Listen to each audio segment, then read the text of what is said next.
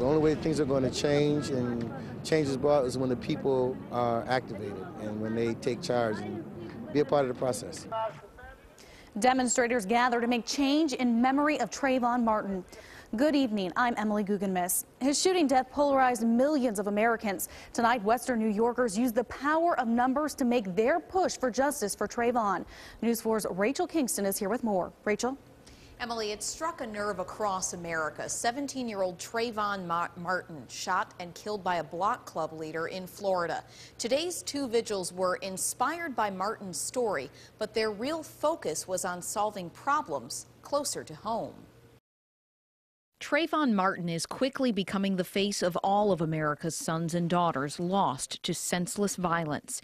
In Western New York, there is a growing sense that such violence must stop. Our kids are dying on our street at a very, very rapid pace, and we feel as parents, as community leaders, as coaches, that we feel like we could do something. It's time for our generation to stand up and take a lead in this. Wednesday, organizers held two separate vigils in Martin's honor in Buffalo and Niagara Falls.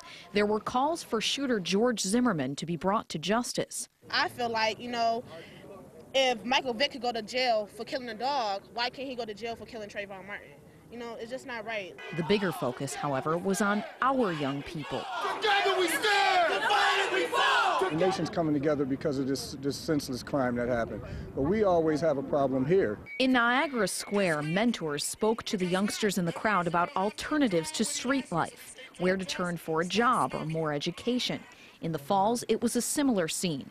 This rally was sponsored by the same people working to open the Niagara Community Center as a haven for kids. Hopefully it just brings some dialogue between the people, and hopefully these kids will see it and stop shooting each other and try to have some humility for life. They intend for the symbolic marching and candle lighting to be the start of something larger. We believe that it's a new change in a paradigm in Buffalo on how we're going to handle our community and our young people. What we need is just the people to start to come together, man, stop all this senseless killing, the parents to take this back, take the kids back, take the streets back, and a unity march is something just to start it. It's not going to solve anything, but hopefully it'll bring awareness.